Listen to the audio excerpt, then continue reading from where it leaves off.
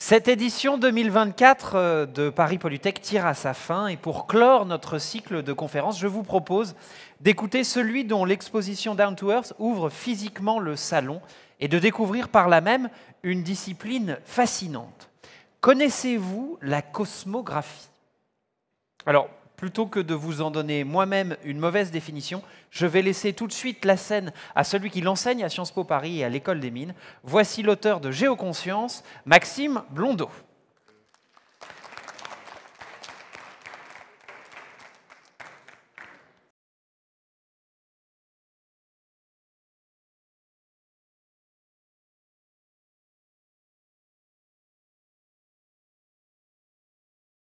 Bonjour, bonsoir à tous. Alors j'ai une petite demi-heure pour vous présenter mon regard, mon travail. Il y en a certains ici qui m'ont déjà entendu. Moi j'aime bien commencer mes conférences par le fait, en rappelant que nous vivons toutes et tous dans un océan. Ce que vous voyez là, c'est la planète Terre, non pas de laquelle on a retiré les continents, c'est la planète Terre du côté du Pacifique. Ça vient nous rappeler qu'un tiers de notre monde est constitué d'océans, que 96% du volume biosphérique est un océan. Nous vivons dans un océan. Et ça veut dire quoi? Pourquoi je dis ça? Parce qu'en fait, nos décisions en matière entrepreneuriale, en matière économique, en matière politique devraient avoir quelque part dans le processus de décision ou de gouvernance l'idée que nous vivons dans un océan. Et donc qu'il y a des relations à l'échelle globale de l'océan et de ses transformations et à l'échelle locale. Et qu'en fait, on devrait se le rappeler. La cosmographie, elle va nous permettre évidemment de représenter graphiquement, localement, dans les territoires, des enjeux aussi vastes et globaux que le climat. Et là, vous avez simplement une carte de France qui nous permet de croiser les 5 aléas climatiques qui correspondent aux 5 risques directs du GIEC, 5 risques climatiques directs qui sont présentés par le GIEC. Dans quel territoire, eh bien, est-ce que vous en avez un? Dans quel territoire vous en avez 2, 3, 4, 5? Ce qu'on voit immédiatement, avec ce travail de représentation graphique, c'est que les zones montagneuses sont évidemment les zones qui vont connaître le plus grand nombre d'aléas climatiques, parfois 4 ou 5, et qu'il y a certaines régions de France qui vont être relativement épargnées par les risques directs climatiques. C'est tout ce qui est en gris là, qui ne vont pas combiner des sécheresses, des inondations, etc. Pas forcément des lieux de refuge. Pourquoi? Parce que ça, c'est les risques directs. Mais il y a aussi les risques indirects, qui vont être les risques sociaux, les risques agricoles, les risques alimentaires, les risques sanitaires, etc. Mais ce que je veux dire par là, c'est que vous voyez, juste en une carte, on peut se représenter des dimensions du climat et les rendre réelles, les rendre concrètes, les situer géographiquement. Et moi, j'aime bien faire ce travail, de situer géographiquement les choses. La cosmographie, ça peut aussi nous permettre de manipuler des quantités, des idées, des données, des ratios. Là, vous avez la notion d'économie circulaire qui est rapportée sous la forme d'un taux de circularité planétaire. À l'échelle de la planète, combien il y a de matière qui rentre dans notre activité économique globale? Et dans la quantité de matière qui en sort, quelle est la proportion qu'on peut réintégrer dans la nature? Et quelle est la proportion qui est devenue tellement toxique qu'en fait on la considère comme des déchets? En gros, ça c'est la différence entre économie linéaire, on fait rentrer d'un côté, ça sort de l'autre, et l'économie circulaire où vous avez une quantité de déchets qui...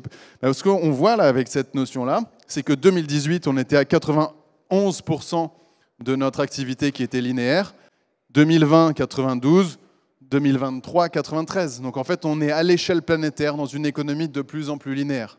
Et ça aussi, c'est la cosmographie, c'est-à-dire la représentation par les chiffres, par les nombres qui nous le montrent. Vous voyez, là, je vous donne juste 3 exemples d'applications de représentation graphique de notions qu'on connaît tous, hein, le climat, l'économie circulaire. Et en fait, en se le représentant graphiquement, on a une représentation qui est plus fine, qui est plus directe et qui en fait nous pousse à l'action et nous permet de mieux comprendre. Le message que je diffuse partout dans mes conférences, auprès de tous mes publics, c'est celui-là. Il est devenu vital de faire évoluer notre conscience du territoire. C'est le plus vieux sujet du monde, pas seulement pour l'humanité, pour toutes les formes de vie. Toutes les formes de vie évoluent sous l'effet de la pression de leur environnement. C'est en s'adaptant, c'est en se mettant à l'écoute de notre environnement qu'on évolue et qu'on apprend. C'est le plus basique des constats, et pourtant, c'est bon de se le rappeler et de réfléchir à la manière de mettre tout ça en œuvre. Quand je mets vital et que je le souligne, qu'est-ce que je veux dire? Je veux dire que c'est une question de vie ou de mort. Je dis les choses au sens strict du terme. Vie ou de mort, pas seulement pour nous, individus humains, vie ou de mort pour les organisations, pour les entreprises. Il s'agit de faire évoluer sa conscience du territoire pour que leur pérennité, leur résilience, leur avenir soient assurés. La cosmographie, c'est donc l'art de représenter, ou la science, la science ou l'art de représenter le territoire. Moi, j'aime bien le résumer de manière simple en disant que c'est la croisée des sujets technologie, territoire, technologie, imaginaire. Donc c'est intéressant à Polytech, j'en avais parlé dans plusieurs prises de parole que j'ai eues, parce que Polytech, c'est un peu la rencontre entre le territoire et technologie. Vous avez des acteurs de la technologie et le sujet, c'est comment est-ce qu'on peut assainir notre relation au territoire. Et peut-être que par ma petite contribution sous forme d'exposition, j'ai ajouté un peu d'imaginaire. Et donc on est sur le sujet cosmographie, c'est la rencontre des trois. Alors, la cosmographie, c'est un mot très ancien. Ce n'est pas du tout moi qui utilise ce terme pour la première fois. Ça existe depuis 2500 ans. Avant, vous n'aviez pas des géographes, vous n'aviez pas des géomaticiens comme on a aujourd'hui, vous aviez des cosmographes. C'est des gens qui essayaient de se représenter les réalités du monde sous la forme de cartes, de dessins, de gravures, tout ce que vous voulez, en fonction des moyens graphiques de l'époque, mais en y mettant énormément de religion, en y mettant énormément de croyances, en mettant des systèmes de représentation qui correspondaient à la culture, qui correspondaient au lieu où l'on se trouvait. Et en fait, pendant des milliers d'années, vous aviez des cosmographes. Par exemple, les premières cartes du monde, c'était des cosmographies universelles. Là, on est au XIVe siècle. 15e siècle, le premier globe, 1496, c'est un cosmographe qui s'appelle Benaïm. La cosmographie existe encore aujourd'hui sous une forme universitaire. C'est une branche de l'astrophysique. Ce sont tous les astrophysiciens qui, avec leurs télescopes et les images qu'ils arrivent à capter de l'univers lointain, se représentent la naissance des galaxies, la naissance des étoiles, vraiment l'univers très très très lointain. C'est ça la cosmographie. D'ailleurs, si vous tapez sur Google, bon, on fait souvent la remarque, cosmographe, cosmographie, vous allez voir ça. Vous allez voir Hélène Grosbois, cosmographe, étudie l'origine, la naissance du Soleil ou du Big Bang, etc. Là, vous voyez, c'est la représentation graphique du Big Bang. Eh bien, ce n'est pas du tout ce que je fais. Puisque moi, je ne travaille pas dans les sciences physiques, je travaille dans les sciences humaines. Donc moi, ce qui m'intéresse, c'est le territoire proche. C'est la description de l'univers visible dans lequel on se trouve, notre habitat, le territoire que nous habitons. Et pour cela, je fais plus appel aux sciences humaines qu'aux sciences physiques. Et notamment ce qu'on appelle les cosmovisions en anthropologie. Les cosmovisions en anthropologie, c'est comment est-ce qu'on se représente le monde dans lequel on vit. Et depuis, dans toutes les cultures, sur tous les continents, dans toutes les périodes de l'histoire, on a des cosmovisions. On a des systèmes de croyances qui sont les socles de nos représentations du territoire. Là, vous avez les Vikings. Les Vikings, ils se représentaient le monde avec un axe comme ça qui s'appelait Yggdrasil, c'est un arbre géant. Vous avez le monde supérieur, le monde inférieur. Vous avez tout un tas d'interconnexions, d'interrelations naturelles, religieuses. Je ne vous fais pas l'article, on peut passer des heures juste à regarder la cosmovision des Vikings. Là, vous avez une cosmovision chrétienne de la Renaissance. C'est Dante, la Divine Comédie, avec des cercles concentriques, d'enfer, de paradis successifs, qui nous mènent jusqu'au 7e ciel. On utilise encore dans notre langage courant cette cosmovision qui date plutôt d'un héritage chrétien, Renaissance italienne. Pourquoi est-ce que c'est intéressant ça? Parce que ça avait des applications très concrètes. En fait, les Vikings, ils bâtissaient leur cité selon ces cosmovisions. Ils développaient un urbanisme, une architecture, un mode de commerce, un aménagement du territoire qui était le reflet de ces systèmes de croyances. Pareil pour Dante, à l'époque, Renaissance italienne, fallait mieux être chrétien pour construire des choses et avoir un impact sur l'économie locale dans la Renaissance italienne, parce que ça participait d'une vision commune. Nous, aujourd'hui, on a tendance à penser qu'on n'a plus de socle de croyances, on n'a plus d'imaginaire comme ça, sous-jacent dans notre relation au territoire. Évidemment que si. Évidemment que si, il s'agit de les mettre au jour, de les comprendre, pourquoi pas de les faire évoluer. Aujourd'hui, en France, vous avez entre 8 et 10% de la population française qui adhère au platisme. C'est un sujet de cosmographie, c'est un sujet de représentation du territoire. Ça fait des millions de gens. Aux États-Unis et au Canada, vous avez entre 25 et 35 millions de personnes qui déclarent adhérer aux représentations du platisme, la terre plate. Je pourrais vous en parler pendant très longtemps, mais c'est un mouvement très récent. On a tendance à dire qu'au Moyen-Âge, les gens pensaient que la Terre était plate. Faux, au Moyen-Âge, les gens ne pensaient pas la Terre. Ils n'avaient pas de conscience planétaire, donc ils ne se représentaient pas le monde entier. C'est très récent, ça, en fait. La théorie est née au 19e siècle, à la fin du 19e siècle, mais là, depuis une trentaine d'années, elle explose. Notamment sous l'effet de tout l'imaginaire qu'on peut créer grâce au numérique, aux réseaux sociaux, au cinéma, aux images, etc. Bon, c'est un sujet cosmographique. Vous voyez, un système de croyances contemporain. Les enjeux du climat sont le siège de guerres de croyances. Vous avez les climato-sceptiques, les climato-dénialistes, il y a plein de degrés de croyances, c'est presque des chapelles, avec des systèmes derrière, parfois des prophètes, des figures, etc., qui composent ces systèmes de croyances. Là, vous avez une représentation en temps réel des températures de la planète Terre. Ça s'appelle Climate Reanalyzer, c'est une université américaine, c'est extraordinaire. En passant. Et puis la cosmographie, c'est aussi la relation affective, la relation émotionnelle, la relation identitaire avec le paysage, avec le village que l'on habite, avec le lieu qui nous fait naître ou dans lequel grandit notre famille, avec les liens. Donc tout ça aussi, ça compte. Surtout chez les gens qui vont contester une vision très technique et technicisée de l'univers. Ils vont se dire, mais non, c'est mes tripes qui me parlent. Et tout ça fait partie de ce que j'appelle cosmographie. Alors je vais passer assez rapidement sur cette partie un petit peu technique, sur définir ce qu'est le territoire, mais grosso modo, on peut déjà commencer dans les entreprises, c'est ce que je fais souvent, parce que chaque entreprise a sa propre définition du territoire. C'est un mot qui est polysémique, donc chacun peut y mettre ce qu'il veut. Lafarge va voir le territoire d'une façon très géotechnique. J'accuse pas Lafarge, je dis juste que par son activité, elle va voir les ressources du sous-sol, elle va voir les technologies qui vont permettre de créer des flux entre ces matières. La Poste va voir du social et du sanitaire. La SNCF va voir des bassins de population qu'il s'agit de connecter dans des territoires, surtout au niveau régional. Bref, la définition du territoire participe d'un socle de croyances qu'on appelle des cultures d'entreprise. Et chaque entreprise a une culture du territoire, si vous voulez. Et moi, ça m'intéresse. Parce que j'essaye de regarder ce qu'il y a derrière. Parce que potentiellement, il y a des atouts extraordinaires, mais potentiellement aussi, il y a les causes des dérèglements, parce qu'il y a des angles morts, où il y a des dimensions qui sont occultées. Par exemple, on se représente toutes et tous, pas tout le monde, mais la majorité des gens, un territoire comme une surface en 2D, de façon vision, un plan cadastral, et on va développer, aménager, planifier, programmer nos territoires sur notre façon. Ce qui est, vous en conviendrez, absurde. Notre territoire n'est pas une surface plane, nos territoires sont des volumes avec des sous-sols qui sont souvent occultés, avec une atmosphère. Le territoire d'un oiseau n'est évidemment pas une surface plane. Le territoire d'une baleine non plus d'ailleurs. Pareillement, le territoire d'un humain n'est pas du tout une surface plane. C'est une erreur que de simplifier sa représentation de telle manière. Pourtant, c'est un outil de décision qui est utilisé partout, dans les entreprises ou dans les politiques publiques. Un architecte du XXe siècle qui s'appelle Fuller, qui a inventé le dôme géodésique, qui a inventé une projection de la planète aussi qui s'appelle Fuller, qui apporte son nom.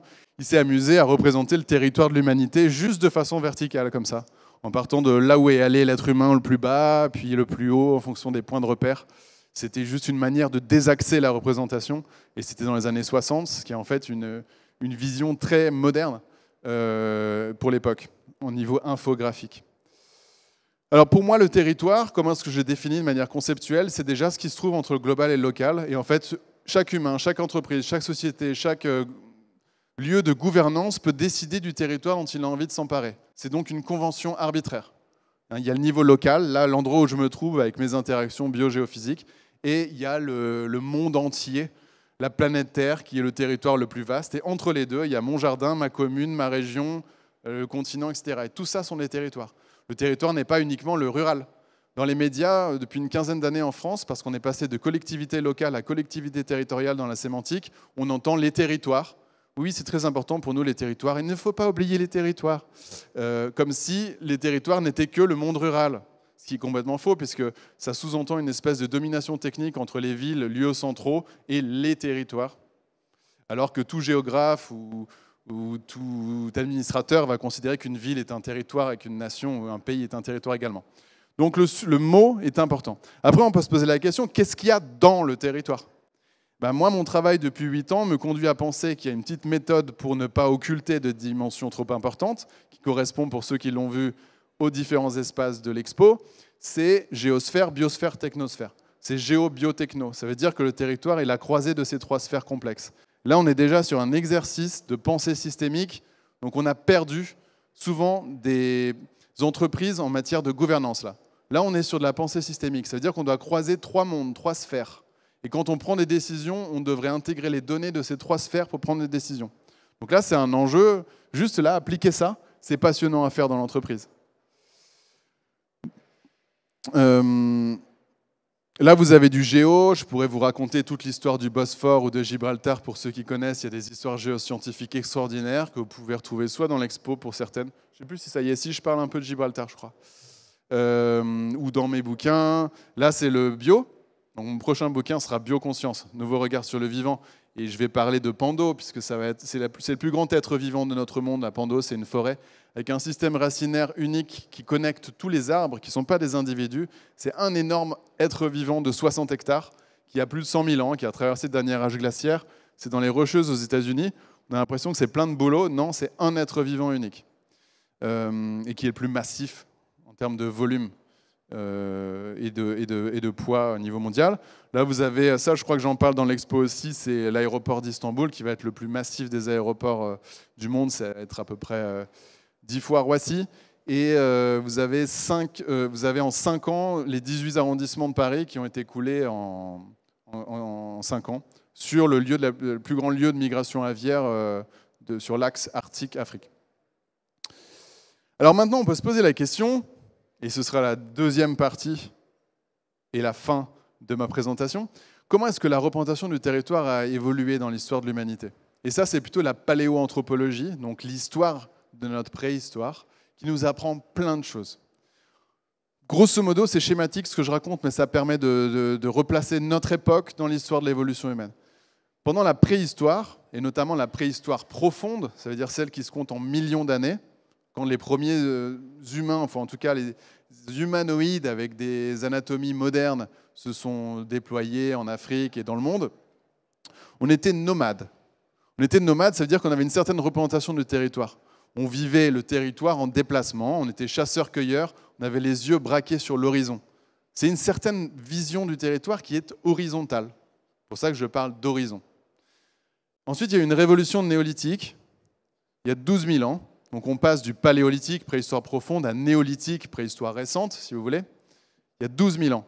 On sait où ça s'est passé au sud de la Turquie.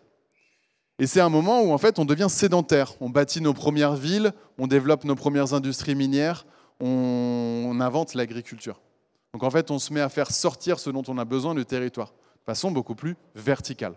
On passe d'une vision très horizontale du monde à une vision beaucoup plus verticale et donc extractiviste.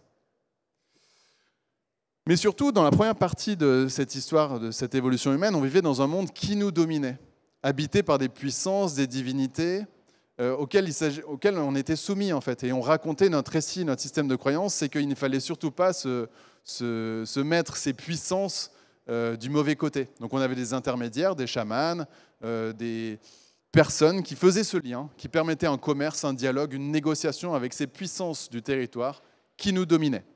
Il y a toujours des survivances. Il y a 1% de la population humaine qui est nomade aujourd'hui. Au 19e siècle, on était à plus de 25%. Donc c'est en fait très récent, cette sédentarisation massive. Donc il y a plein de survivances en Amérique du Sud, en Afrique, en Sibérie, en Asie du Sud-Est. Mais quand on a fait le néolithique, on est passé à un monde que l'on s'est mis à dominer. On va lui faire ce qu'on veut qu'il nous donne, ce territoire. Comment? Grâce à la puissance technique. Et donc c'est un changement cosmographique de représentation du lien et de la relation au territoire.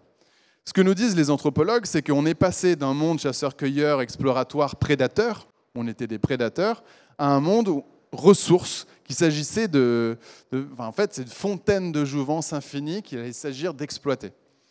On voit 3 phénomènes: appropriation du territoire, le territoire nous appartient, sédentarisation, production, agriculture, mine élevage, et puis, je ne sais pas si certains d'entre vous ont déjà fait des grandes marches, des randonnées, des pèlerinages, des choses comme ça. Quand on est nomade ou quand on se déplace longtemps, on ne peut pas transporter grand-chose dans son sac à dos. Donc en fait, le phénomène de sédentarisation s'accompagne d'une multiplication de la production d'objets parfois non vitaux, parfois un peu superflus, symboliques. Et je ne sais pas si, là je vois des sourires, si vous me voyez venir, oui, nous sommes toujours au néolithique. Ça fait 12 000 ans qu'on est au néolithique en fait. On n'est jamais sorti du néolithique, on est de plus en plus au néolithique. C'est-à-dire que nous sommes dans un temps d'appropriation technique du territoire, plus que jamais. Nous sommes dans un temps de production d'extractivisme, plus que jamais. Dans l'expo, je rappelle qu'on a produit autant de matière, l'humanité a extrait autant de matière du monde en un an que dans tout le XXe siècle, au XXIe siècle. On est sur une intensification extraordinaire de l'extractivisme néolithique. Quand on regarde l'histoire de l'humanité sur 12 000 ans, même les temps d'émancipation, comme la Renaissance, là, vous avez Francis Bacon, Renaissance. C'est le moment où la science a permis à l'humanité de s'extraire de la domination religieuse. C'est un moment de libération, c'est un beau moment. C'est l'humanisme, c'est la Renaissance. Et bien, il y a quand même, dans ce temps-là, beaucoup de néolithiques. La nature est une prostituée. Nous devons la mater, pénétrer ses secrets, l'enchaîner selon nos désirs. Vous voyez la domination technique. À l'époque, ça passe très bien, ça. Mais pas de réaction. Aujourd'hui, c'est plus possible.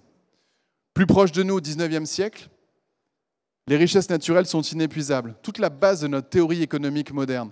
Les richesses naturelles sont inépuisables, ne pouvant ni être multipliées ni épuisées. Elles ne sont pas, elles ne seront pas l'objet des sciences économiques jusqu'à en fait très récemment. Néolithique.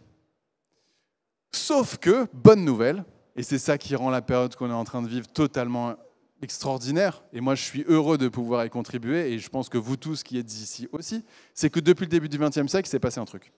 Au début du XXe siècle, on a atteint le pôle Nord, 1909, on a atteint le pôle Sud, 1911. Immédiatement après, Paul Valéry se dit « mais ça change tout. L'humanité, ça y est, a fait le tour de la Terre, l'exploration géographique du monde est achevée, plus un roc, plus un drapeau, écrit-il. Le temps du monde fini commence. » Le temps du monde fini commence, ça veut dire quoi? Ça veut dire c'est pas la fin du monde qui arrive.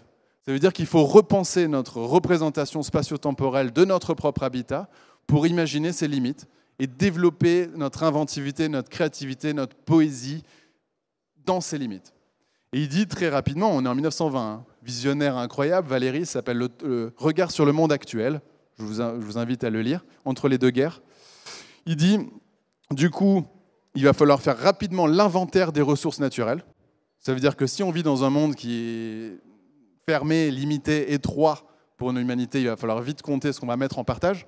Et deuxièmement, il dit il va y avoir une interdépendance de plus en plus étroite des agissements humains. Ça veut dire que ce qui va se passer pour les gens d'un côté du monde va concerner de plus en plus les gens de l'autre côté du monde. Et qu'il va y avoir un niveau de communication et d'échange qui va s'intensifier.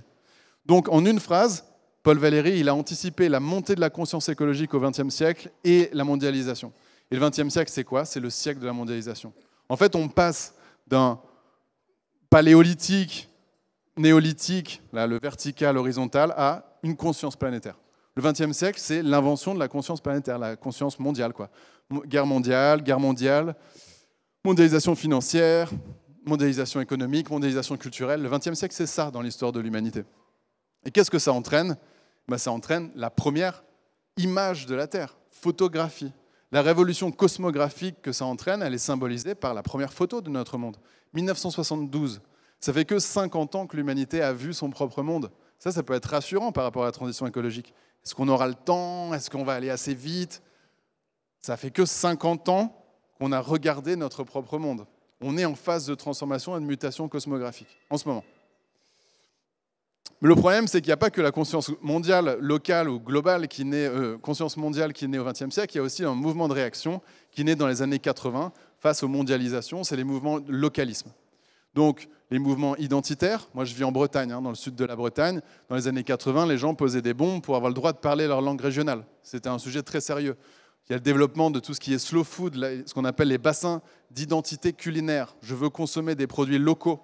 C'est mon identité, je veux avoir une relation alimentaire à mon territoire qui est locale. Et on en parle encore maintenant avec le Mercosur, etc. Mais en gros, depuis les années 80, il y a un mouvement de repli un peu contradictoire qui s'appelle le localisme face au mondialisme. Donc ça nous amène où? Ça nous amène dans un moment d'évolution extraordinaire, un moment d'évolution cosmographique, de conscience du territoire. Et en fait, ce sera quoi le troisième âge? Je ne vais pas donner de nom. Des fois, les gens me disent après mes confs, mais comment ça s'appelle? Alors, il y a paléolithique, néolithique. Je ne sais pas. Je n'ai pas donné d'âge. Mais en tout cas, je pense qu'on est dans le processus de transformation. Donc, ce troisième âge, il va peut-être arriver dans des décennies ou des siècles. Je ne sais pas. Parce qu'on est sur du temps long. Mais à quoi il ressemblera ce troisième âge? Eh bien, sans doute un âge qui nous fait sortir du néolithique. Donc on n'est plus dans une pensée verticale extractive du territoire. On ne va pas regarder ce territoire en disant je vais en faire sortir le plus que je peux, le max de tout ce que je peux prendre. On est dans une pensée systémique. Quelle est la relation du territoire dynamique géo-biotechno? On est dans une pensée liée au temps. Ce matin, on en parlait dans certaines conférences. Flux, durée, interaction. Souvent, dans nos représentations, dans les cartes ou dans les tableurs Excel, on ne se représente pas les dynamiques. On se représente les chiffres de façon trop figée quand il s'agit de représenter le territoire. Et puis, pensée intégrale. Donc pour moi, c'est la réconciliation entre le niveau global et le niveau local.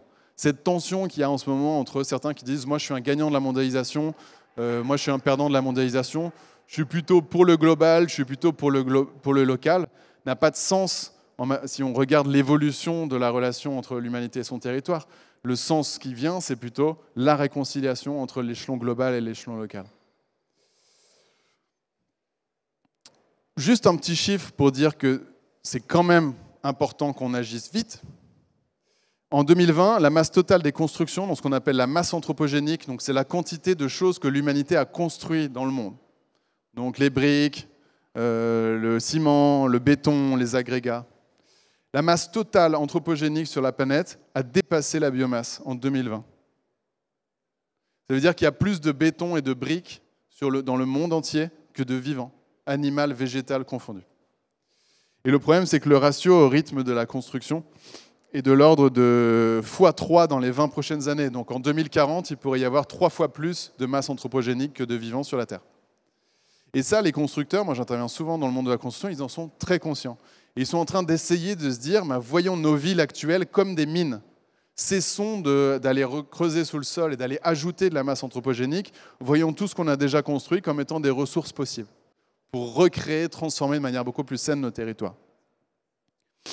Tout ça, ça entraîne une forme de millénarisme. On a peur, on est sidéré, on se dit comment est-ce qu'on va pouvoir agir, le climat, la biodiversité. Et puis là, je viens de vous en donner un de plus sur la masse anthropogénique et la construction. Mais je crois que justement, ce qui est en train de se passer, c'est que, et ce que moi j'appelle de mes voeux, et je termine en 2 minutes, c'est que si on élève notre conscience de l'espace et notre conscience du temps, ça veut dire si on travaille notre cosmographie, non seulement on va réassainir notre relation physio-géologique, biologique au territoire, mais aussi on va soigner notre relation spirituelle, cosmologique, psychologique dans notre lien avec le territoire. Donc c'est tout bénef de travailler notre conscience de l'espace et notre conscience du temps. Et ça vaut pour le collectif, donc pour une entreprise. Comment est-ce qu'une entreprise élève sa conscience de l'espace et sa conscience du temps? Ça, c'est ce que je travaille avec les organisations que j'accompagne, et c'est passionnant, et ça nous mène vers ce que moi j'appelle une forme d'évolution de la RSE, si vous voulez, responsabilité territoriale des entreprises. Parce que dans le territoire, il y a le R, le S, le E, il y a le sanitaire, il y a le social, il y a l'économique, il y a tout ça dans le territoire. Et comme je disais en introduction, c'est on resitue. On a un problème, on le resitue géographiquement. Et ça permet de rendre les choses beaucoup plus concrètes. Comment est-ce qu'on fait ça? Là, on est en train de me dire, il faut arrêter, monsieur. Comment est-ce qu'on fait ça? On travaille 3 niveaux, réception, perception, conception. La réception, c'est comment est-ce qu'on capte l'information du territoire. Le premier moyen, c'est nos propres corps. Donc, c'est réfléchir à notre sensorialité. Moi, je dis souvent en politique RH, travaillez votre politique de sensorialité. Alors, les gens rigolent, c'est quoi une politique de sensorialité? Ça veut dire, regardez, est-ce que vos 22 000 employés dans votre boîte, ils sont en contact avec le territoire? S'ils ressentent la pluie, le vent, le soleil, vous voulez avoir une politique environnementale digne de ce nom, mais en fait, vous avez 22 000 êtres humains qui sont coupés du monde, dans un système très technicisé. Donc le rapport sensoriel au territoire, c'est un premier pas pour aller développer une conscience en matière de réception. Mais il y a aussi le numérique, il y a aussi la donnée. Quelles sont les données que l'on capte du territoire? On parle de capteurs sensoriels, les sensors en anglais. Donc qu'est-ce qu'on capte dans les processus, dans les flux logistiques, dans les business models, comme information sur le territoire? Ensuite, il y a la partie perception. La partie perception, c'est qualitatif, c'est culturel, c'est les récits, c'est les histoires qu'on se raconte, les systèmes de croyances dont je parlais tout à l'heure. Chaque entreprise a son propre système de croyances. En interne, qu'est-ce qu'on raconte à nos employés sur le territoire? En externe, comment on raconte tout ça à nos clients, finaux ou nos fournisseurs, notre chaîne de valeur? Et puis conception, là c'est un sujet très Polytech, c'est la gouvernance technique. Qu'est-ce qu'on choisit comme technologie? Selon quelle grille de valeur, selon quel framework, selon quelle échelle selon quel mode de décision aussi. Donc moi, ces 3 sujets, réception, perception, conception, que je propose comme guide d'action pour aller travailler la relation entre une organisation, une entreprise et le territoire. La cartographie est un langage qui permet de le faire, tout ça. C'est-à-dire que la cartographie, ce n'est pas une réponse, ce n'est pas une solution, c'est un langage qui va permettre de braquer des attentions, braquer des informations, de diffuser, de communiquer. Pour conclure, 3 idées, 3 erreurs que moi je note depuis un certain temps dans les entreprises.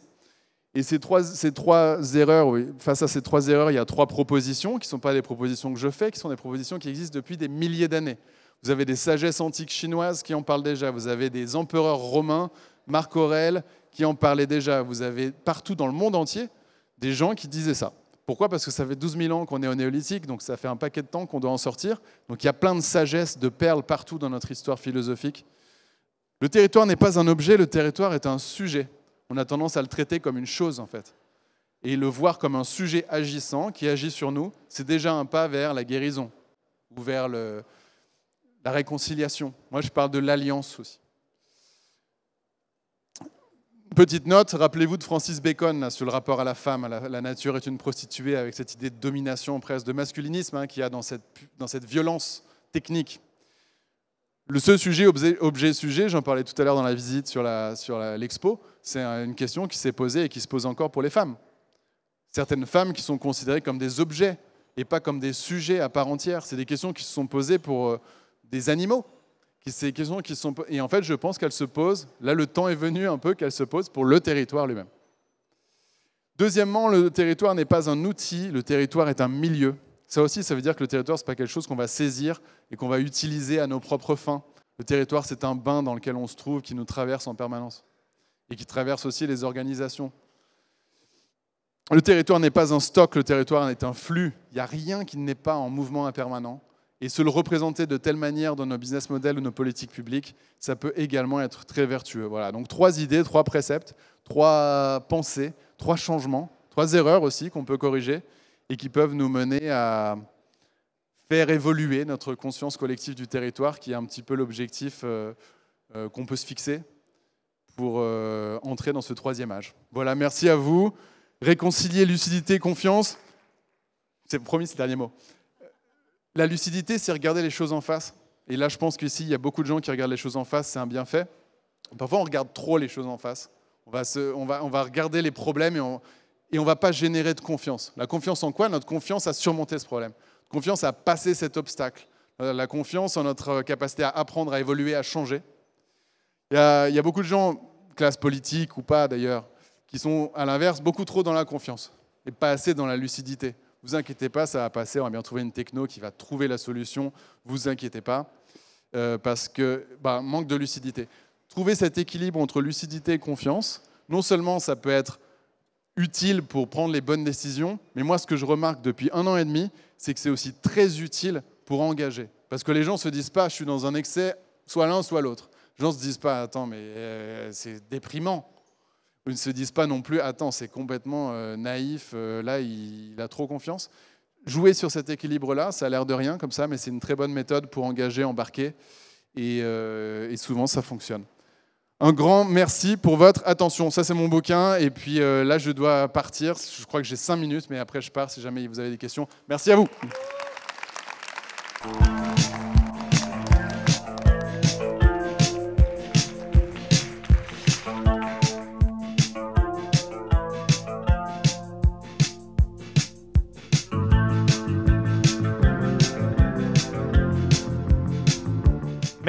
Merci beaucoup Maxime. C'est sur cet appel à sortir du néolithique que se termine ce cycle de conférences de Polytech Paris 2024. Rendez-vous à Lyon du 7 au 10 octobre pour la toute prochaine édition. D'ici là, ne baissons pas les bras, sinon on ne se verra plus. Alors à très bientôt.